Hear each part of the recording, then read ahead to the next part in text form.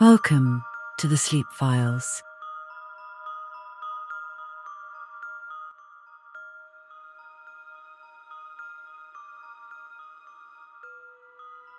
The fog rolled in like a living thing that October night, swallowing the Meridian's pride in its grey embrace as she cut through the black waters of the North Atlantic. Captain Henrik Larsen had sailed these waters for 37 years, but something about this particular voyage unsettled him in ways he couldn't articulate. Perhaps it was the unusual passenger manifest, 13 souls aboard a ship that typically carried cargo, not people. Or maybe it was the way the fog seemed to follow them, never lifting, as if the very ocean had exhaled its secrets and refused to draw them back. The ship groaned against the swells, her steel hulls singing a mournful song that echoed through the corridors below deck. In the cramped passenger quarters, 13 strangers had gathered for what was supposed to be a simple 3-day crossing from Halifax to Liverpool. None of them could have imagined that by dawn, one among them would be dead, and the rest would be trapped in a floating tomb with a killer. Dr. Margaret Whitmore pulled her wool coat tighter around her shoulders as she made her way down the narrow corridor toward the ship's small dining hall. The electric lights flickered intermittently, casting dancing shadows on the riveted walls. She was a woman of science, a professor of archaeology from Oxford, but even her rational mind couldn't shake the feeling that something malevolent lurked in the ship's depths. The dining hall was a modest affair, a single long table surrounded by mismatched chairs, with portholes that revealed nothing but impenetrable grey. Already seated were most of her fellow passengers, the mysterious Mr. Blackwood, who claimed to be in the textile business but whose hands were too soft for honest work. Mrs. Eleanor Ashford, a widow travelling to settle her late husband's estate, her black mourning dress making her appear like a spectre herself. Young Timothy Fletcher, barely 20, with nervous eyes that darted about as if expecting danger from every shadow. And the peculiar Mr. Cornelius Vex, who introduced himself as a collector of antiquities, but spoke with the measured cadence of someone accustomed to keeping secrets. "Dreadful weather," Mrs. Ashford remarked, her voice carrying the refined accent of old money. "I do hope it clears before we reach Liverpool." Dr. Whitmore took her seat, noting the empty chairs. "Are we expecting the others?" As if summoned by her words, the remaining passengers filed in. Father Benedict Morrison, a Catholic priest, whose collar seemed to glow white against his black cassock. Miss Vivian Cross, a young woman with striking red hair who claimed to be a journalist, but whose questions seemed too pointed, too knowing. Mr. Jasper Crowley, an elderly gentleman with a walking stick topped by a silver raven's head, the ship's first mate. Mr. Douglas Kemp, whose weathered face bore the permanent squint of a man who'd spent decades staring into ocean horizons. And finally, the ship's doctor, a thin, nervous man named Dr. Aldrich Pemberton, whose hands shook slightly as he took his seat. Captain Larsen entered last, his presence commanding immediate attention. He was a bear of a man, with a grey beard that reached nearly to his chest, and eyes the colour of storm clouds. "Ladies and gentlemen," he began, his voice carrying the authority of decades at sea. "I'm afraid I have some concerning news. Our radio has gone dead, struck by lightning, it seems. We're unable to communicate with the mainland until we reach Liverpool." A murmur of unease rippled through the assembled passengers. Miss Cross leaned forward, her green eyes sharp with interest. "How long until we reach port, Captain?" 2 days, weather permitting. But this fog..." Larsen shook his head. "I've never seen its like. It's as if we're sailing through a ghost's breath." The meal that followed was a subdued affair.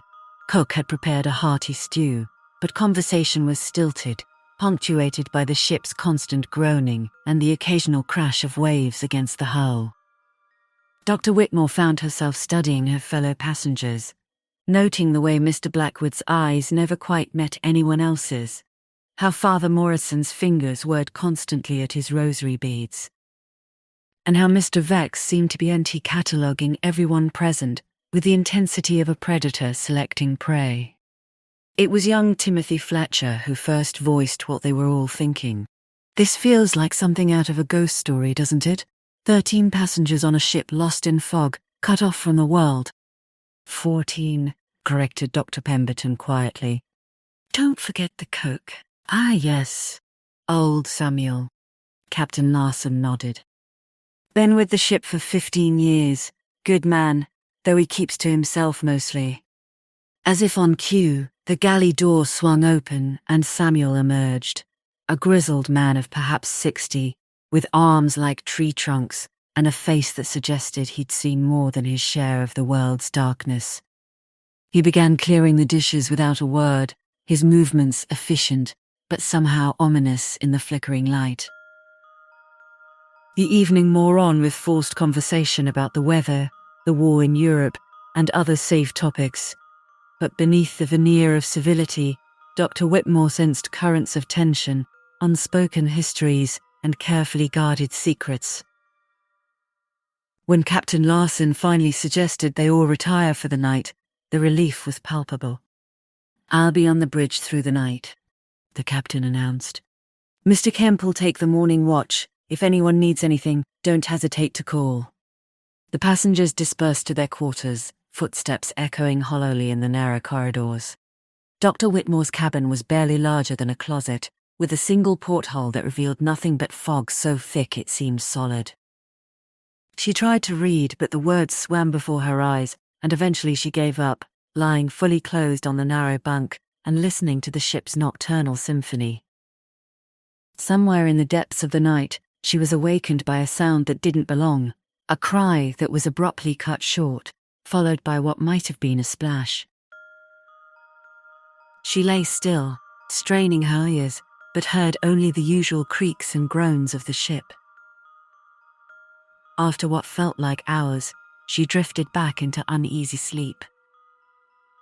Dawn brought no relief from the fog, but it did bring a discovery that would transform their voyage from merely unsettling to genuinely terrifying. It was Miss Cross who found the body, her scream piercing the morning air like a siren's wail. Mr. Jasper Crowley lay sprawled on the deck outside the dining hall, his silver-topped walking stick beside him, his sightless eyes staring up at the grey sky. But it wasn't the fact of his death that sent ice through Dr. Whitmore's veins, it was the manner of it. His throat had been cut with surgical precision, and carved into his forehead was a symbol that made her blood run cold, an inverted pentagram surrounded by strange angular runes. Captain Larson knelt beside the body, his face grim. "Dr. Pemberton, what can you tell us?" The ship's doctor approached reluctantly, his hands trembling as he examined the corpse. "He's been dead for several hours. The wound, it's very precise, almost ritualistic." He looked up, his face pale. This wasn't a robbery or a crime of passion. This was deliberate, planned. Father Morrison crossed himself, his lips moving in silent prayer. "That symbol," he whispered. "I've seen it before, in old texts about dark practices." "You mean witchcraft?" Mrs. Ashford's voice was barely above a whisper. "Something far worse than witchcraft, I'm afraid." Dr. Whitmore found herself drawn to the symbol despite her revulsion. As an archaeologist, she'd encountered similar markings in her studies of ancient civilizations, but never in such a context. "This is definitely ritualistic," she confirmed. "But the runes, they're not from any tradition I recognize immediately." Mr. Blackwood, who had been notably silent, finally spoke. "We need to search everyone's belongings. The killer is among us." "On whose authority?" demanded Mr. Vex, his cultured voice carrying a note of steel. "You're not the law here." "I am," Captain Larson said firmly. "At sea, my word is law. We'll conduct a thorough search of all quarters, and I want everyone to account for their whereabouts last night." What followed was a tense morning of accusations and revelations. The search of the cabins revealed several disturbing items. A collection of occult books in Mr. Vex's luggage, a set of surgical instruments in Dr. Pemberton's medical bag that included several scalpels sharp enough to make the fatal wound. And most shocking of all, a leather-bound journal in Father Morrison's possession, filled with detailed drawings of the same symbols found on the victim's forehead. "I can explain," the priest said desperately, as the others stared at him with growing suspicion. "I've been researching these symbols for the church. There have been incidents in remote parishes, disappearances, desecrations. The Vatican asked me to investigate." "How convenient," sneered Mr. Blackwood. "A priest with a collection of satanic symbols claims he's investigating for the church." "The symbols aren't satanic," Dr. Whitmore interjected, studying the journal. "They're much older. Pre-Christian. This looks like, oh my God." Her face went white as she recognized the pattern. "These are Mesopotamian. Specifically, they're associated with the cult of Marduk, but not the benevolent aspects. These relate to the darker rituals, the ones involving human sacrifice." Timothy Fletcher, who had been growing increasingly agitated, suddenly burst out. "This is insane. We're trapped on a ship with a madman who thinks he's performing ancient rituals. We need to lock someone up before there's another murder." "But who?" asked Miss Cross, her journalist's instincts clearly engaged, despite the horror of the situation. "We have a priest with occult knowledge, a doctor with surgical instruments, a mysterious businessman, and a collector of antiquities who might know about ancient rituals. Any of us could be the killer." Captain Larson made the decision to confine Father Morrison to his quarters under guard, but Dr. Whitmore couldn't shake the feeling that they were missing something crucial. As the day wore on, the fog seemed to grow thicker, and the ship's atmosphere became increasingly oppressive. Conversations were conducted in whispers, and everyone jumped at the slightest sound. It was during the evening meal, a somber affair with one less chair at the table, that the second murder occurred. Dr. Pemberton excused himself to check on Father Morrison, and when he didn't return after an hour, Captain Larson went to investigate. His roar of rage and horror brought everyone running. Both Dr. Pemberton and Father Morrison were dead. The priest lay on his bunk, his throat cut in the same precise manner as Mr. Crowley, the same symbol carved into his forehead. But Dr. Pemberton's death was even more disturbing. He was found in the corridor outside the priest's cabin, his body arranged in a ritualistic pose, arms spread wide, with additional symbols carved into his chest and hands. "This is impossible," Captain Larson growled. "The cabin was locked from the outside. I had the only key." Dr. Whitmore examined the scene with growing dread. "Look at the positioning," she said. "Dr. Pemberton isn't just dead, he's been arranged as part of the ritual. And these new symbols." She consulted Father Morrison's journal. "They're completion marks. Whoever is doing this is following a very specific pattern." "A pattern for what?" demanded Mrs. Ashford, her composure finally cracking.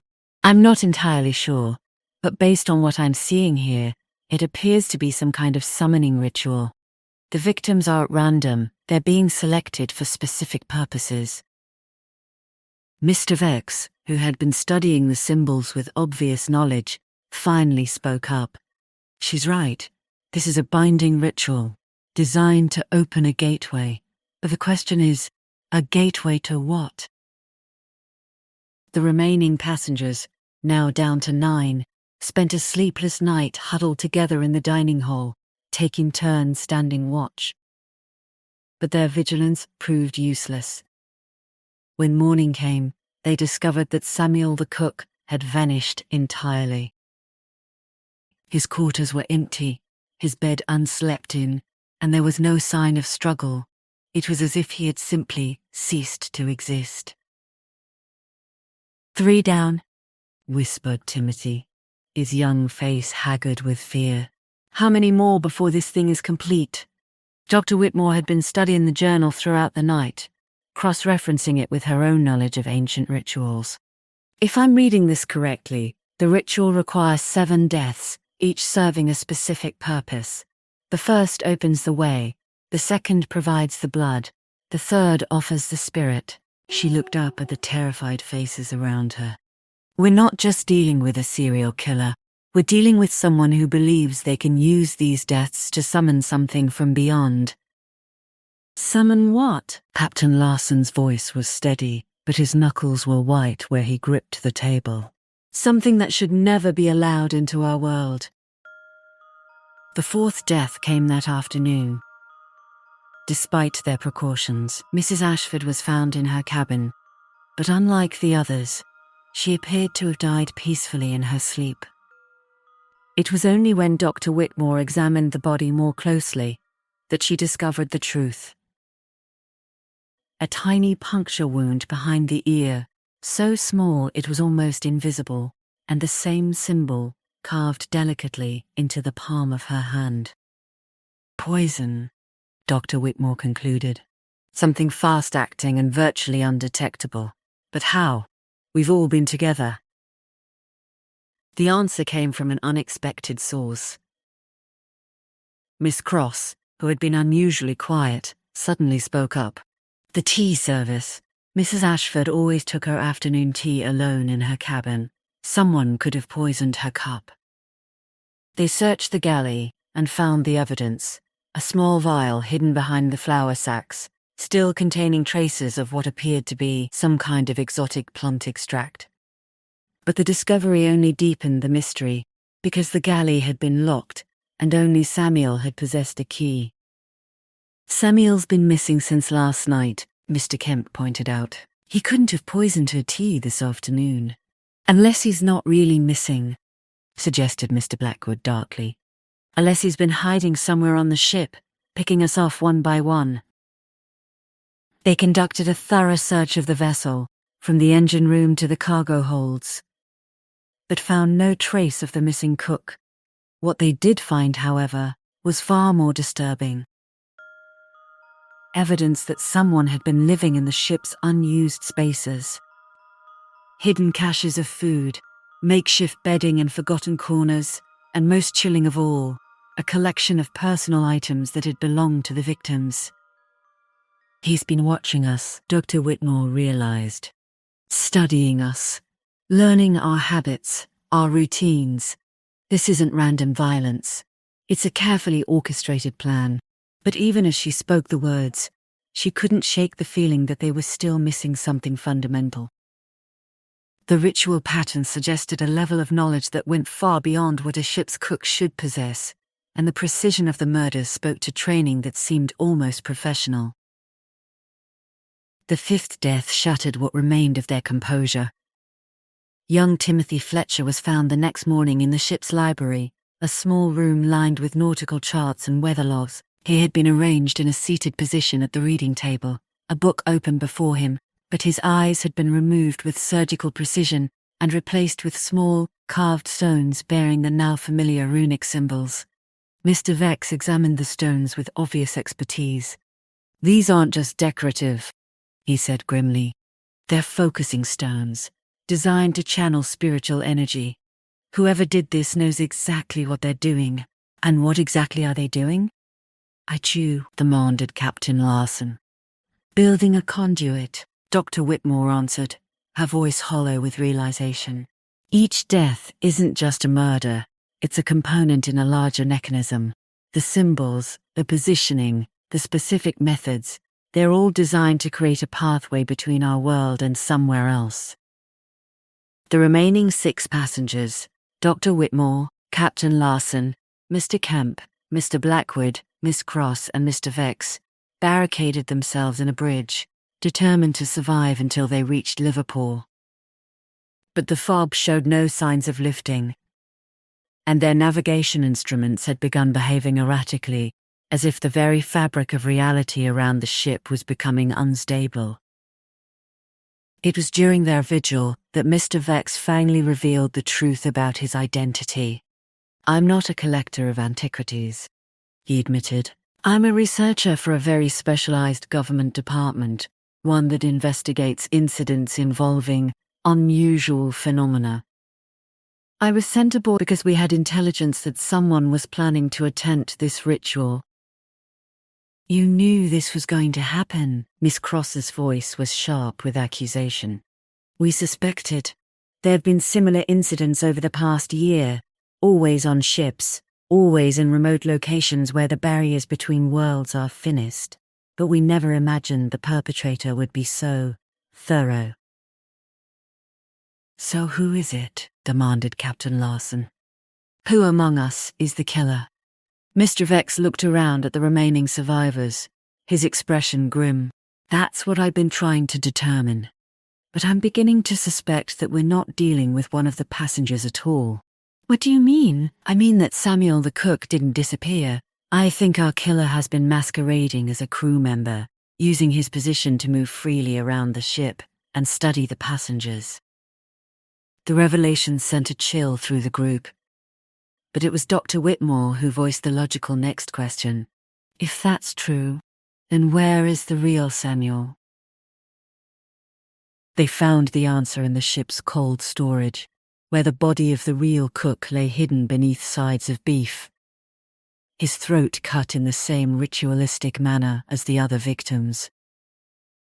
But unlike the others, his death appeared to be much older, perhaps weeks old, suggesting that the substitution had been made before the ship even left Halifax. He's been planning this for months, Dr. Whitmore realized. Learning the ship's routines, studying the passenger manifest, preparing for the ritual. We're not dealing with a spontaneous killer. We're dealing with someone who orchestrated this entire voyage. The sixth death came that night, despite their precautions. Mr. Blackwood was found in the morning, hanging from the ship's rigging. But the suspicion was clearly ritualistic rather than suicidal. His body had been arranged to face east, toward the rising sun, and the familiar symbols had been carved into the deck beneath him in a complex pattern that seemed to pulse with malevolent energy. One more, whispered Miss Cross. The ritual needs one more death. The remaining 5 survivors, Dr. Whitmore, Captain Larson, Mr. Kemp, Miss Cross, and Mr. Vex faced a horrible realization. One of them had to be the killer. There was no one else left aboard the ship, no hidden spaces they hadn't searched, no possibility of an outside perpetrator. It has to be one of us, Captain Larson said grimly. But which one? The accusations flew fast and furious. Mr. Vex's government connections made him suspect. Who better to orchestrate such an elaborate deception than a professional spy? Miss Cross's probing questions and journalists' curiosity could easily mask a more sinister agenda. Mr. Kemp had intimate knowledge of the ship and could have been working with the false Samuel. Even Dr. Whitmore's archaeological expertise made her a candidate. She certainly knew enough about ancient rituals to carry out such a plan. But it was Captain Larson who provided the key insight. We're thinking about this wrong, he said slowly. We're assuming the killer is trying to hide among us. But what if they're not hiding at all? What if they've been in plain sight the entire time? Dr. Whitmore felt a chill of understanding. You mean? I mean, what if one of us isn't who they claim to be? What if our killer didn't just replace Samuel? What if they replaced one of the passengers as well? The group fell silent as the implications sank in. If one of them was an imposter, then the real passenger was likely dead. And they had been traveling with the killer from the very beginning. How do we determine who's real and who isn't? Asked Miss Cross. Mr. Vex reached into his jacket and withdrew a small device that looked like a cross between a compass and a Geiger counter. This measures spiritual disturbance, he explained. If someone has been conducting ritualistic murders, their aura should be saturated with negative energy. He began scanning each of them in turn. The device remained relatively quiet as he passed it over Captain Larson, Mr. Kemp, and Dr. Whitmore. But when he reached Miss Cross, It began to emit a high-pitched whine that grew louder and more insistent. "No," Miss Cross said, backing away. "That's impossible. I'm a journalist from London. I have credentials, references." "Credentials that could easily be forged," Mr. Vex replied, advancing with the device. "The question is, what happened to the real Vivian Cross?"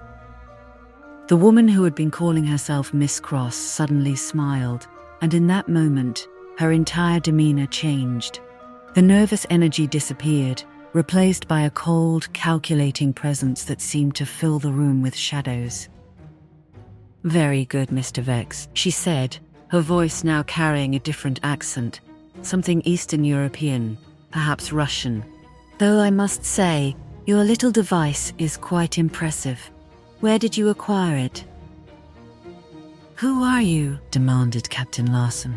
"I have had many names over the years, but you may call me Katerina Volkov. I am what you might term a practitioner of the old ways, the ways that existed long before your Christian God claimed dominion over the spiritual realm." Dr. Whitmore found her voice. "The ritual? What are you trying to summon?" Katerina's smile widened, revealing teeth that seemed too sharp, too white. "Something that your modern world has forgotten, but which remembers you very well indeed. An entity that ruled this world long before humanity crawled from the primordial ooze. The ritual you've witnessed is designed to weaken the barriers that keep such beings at bay. And the murders. Each death serves a purpose. The blood provides power, the symbols create focus, and the fear..." She inhaled deeply, as if savoring a fine wine. "The fear creates the perfect spiritual environment for the summoning." Mr. Vex raised his device like a weapon. "It ends here, Katerina. Whatever you're trying to accomplish, we won't let you complete the ritual." "But my dear Mr. Vex," she replied, her form beginning to shimmer and blur around the edges. "The ritual is already complete. I needed 7 deaths, and I have them. The cook, the old man with the walking stick, the priest, the doctor, the widow, the young man, and the businessman. 7 souls, 7 doorways, 7 keys to unlock what should remain locked." "But that's only 6, Dr. Whitmore protested. "Samuel, Crowley, Morrison, Pemberton, Ashford, Fletcher, and Blackwood. That's 7. But you said you needed the cook as well." Katerina's laughter was like breaking glass. "Oh, my dear archaeologist, you're quite right to question my arithmetic. But you see, I never said the cook was part of the ritual. Samuel was simply inconvenient. The 7 deaths I needed were very specific, chosen for their spiritual resonance and their connection to the ancient bloodlines." "Ancient bloodlines?" Mr. Kemp spoke for the first time in hours. "Oh yes. Did you think it was coincidence that brought you all aboard this particular ship? Each of you carries the genetic memory of those who once served the old gods. Your ancestors were priests and priestesses, guardians and gatekeepers, and now their descendants will serve once more." The ship suddenly lurched violently, as if struck by a massive wave, but the sea outside remained eerily calm. The fog began to swirl in unnatural patterns, forming shapes that hurt to look at directly. "It's beginning," Katerina whispered, her form now clearly inhuman, with elongated limbs and eyes that reflected light like a cat's. "The gateway is opening." Dr. Whitmore felt a strange pulling sensation, as if something was trying to draw her soul from her body. Around her, the others were experiencing similar effects. Captain Larson was clutching his chest, Mr. Camp had fallen to his knees, and Mr. Vex was frantically working with his device, trying to generate some kind of protective field.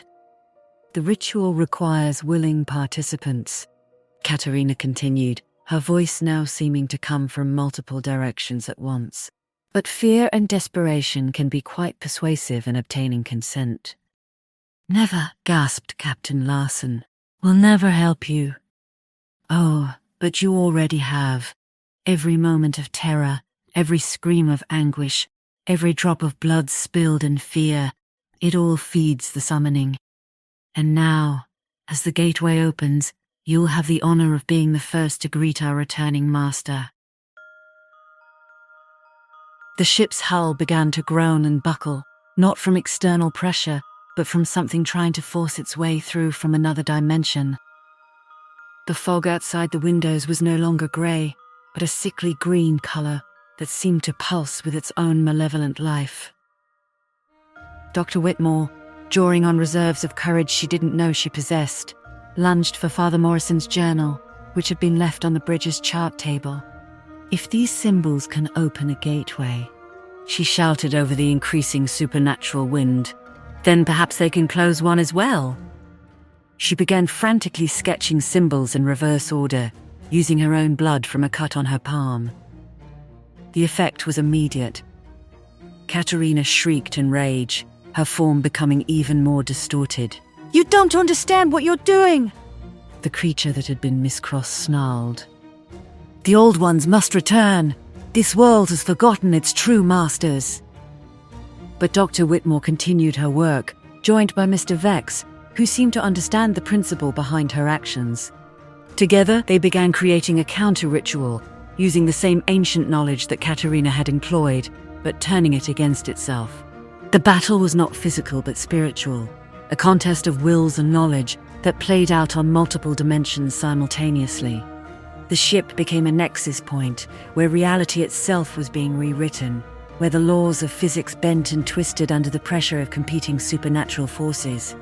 Captain Larson and Mr. Kemp, though they didn't understand the mystical aspects of what was happening, provided crucial support by maintaining their defiance in the face of overwhelming terror. Their refusal to submit, their determination to protect their world, created a spiritual anchor that prevented the gateway from fully opening. The climax came when Dr. Whitmore realized that the ritual could only be truly stopped by a willing sacrifice. Not of life, but of knowledge. She would have to burn Father Morrison's journal, destroying centuries of accumulated wisdom about the old ways, but also eliminating the possibility that such a ritual could ever be attempted again. "No!" Katerina screamed as Dr. Whitmore held the journal over a flame. "That knowledge is irreplaceable. It represents thousands of years of research." "Exactly," Dr. Whitmore replied, and dropped the burning book.